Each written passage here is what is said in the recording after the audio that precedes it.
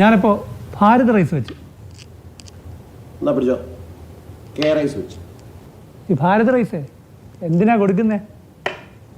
Vote കിട്ടാൻ, പിന്നെ അല്ലാതെ. ആത്മാർത്ഥത ചോദ്യം ചെയ്യരുത്. വോട്ടർമാരുടെ വിശപ്പടക്കാനാ ബഡായി പറയിക്കും. ഇവിടെ നോട്ട് മാറ്റി കിട്ടുന്നതിനേക്കാളും വലിയ ക്യൂ ആയിരുന്നു. വാങ്ങിയവരെല്ലാം പറയുന്നത് ഞങ്ങൾക്ക് വീണ്ടും വേണമെന്നാണ്. 500 ഔട്ട്ലെറ്റ് വേണം. എൻ്റെ ഓഫീസിൽ ദിവസവും ഇത് എങ്ങനെ സംഘടിപ്പിക്കും, ഈ ഔട്ട്ലെറ്റ്സ് എങ്ങനെ സംഘടിപ്പിക്കും, ആൾക്കാർ വിളിച്ചുകൊണ്ടിരിക്കുക ഞങ്ങളുടെ പാർട്ടി ഓഫീസ്. അതുകൊണ്ട് ഇതൊക്കെ വ്യാപകമായ പരാതി എന്ന് പറഞ്ഞാൽ സഖാക്കൾ പറയുന്നതാണ്, വേറെ ആരും പറയുന്നില്ല. അവർ തന്നെ പോയിട്ട് വാങ്ങുകയും ചെയ്യും. ആദ്യം അവരായിരിക്കും മുമ്പിൽ. പ്രശാന്തേ, സപ്ലൈകോ ഇപ്പൊ എന്തിനാണെന്നറിയോ കെ റൈസ് കൊടുക്കുന്നേ? സീറ്റ് കിട്ടാൻ. ഒന്ന് പോയടേ. അരിവില, സംസ്ഥാനത്തെ അരിവില പിടിച്ചു നിർത്താൻ വേണ്ടിയിട്ടാണ് ഇപ്പൊ കെ റൈസ് സർക്കാർ കൊടുക്കുന്നത്. കഴിഞ്ഞ 3 മാസമായി കിട്ടാതിരുന്ന അരി ഇപ്പൊ സപ്ലൈകോയിൽ എവിടുന്ന് വന്നു?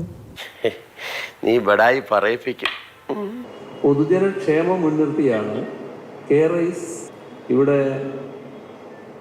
11 രൂപയോളം സബ്സിഡി നൽകിക്കൊണ്ട് വിതരണം ചെയ്യുന്നത്. എന്നാൽ രായാവിന് ചെക്ക്.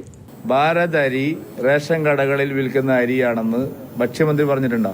ഉത്തരവാദപ്പെട്ട ആരെങ്കിലും അങ്ങനെ ഒരു ആരോപണം ഉന്നയിച്ചിട്ടുണ്ടോ? അപ്പൊ ഞാൻ മറുപടി പറയാം. പ്രശാന്തേ, രായാവിനെ അങ്ങനെ ഇപ്പൊ നീ വരട്ടണ്ട. പിടിക്കേ.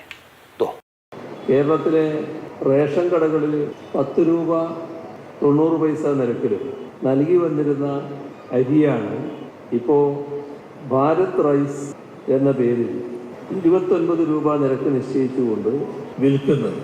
ഭാരത് റൈസും കെ റൈസും ഇതുവരെ ഇല്ലാതിരുന്ന 2 അരി കിട്ടി. അത് സത്യം തന്നെ. സത്യം അതല്ലടാ. സത്യം ലോക്സഭാ തെരഞ്ഞെടുപ്പ് വന്നു എന്നുള്ളതാണ് സത്യം. അത് സത്യം. ഇലക്ഷൻ ബഡായിയാണ് സത്യം. അതെ, ലോക്സഭാ തെരഞ്ഞെടുപ്പ് വരും, തദ്ദേശ തെരഞ്ഞെടുപ്പ് വരും, നിയമസഭാ തെരഞ്ഞെടുപ്പ് വരും. ശരിക്കും പറഞ്ഞാൽ വർഷത്തിൽ 2 തവണ തെരഞ്ഞെടുപ്പ് വരണം. അപ്പോൾ എന്ത് കിട്ടും? അരി കിട്ടും.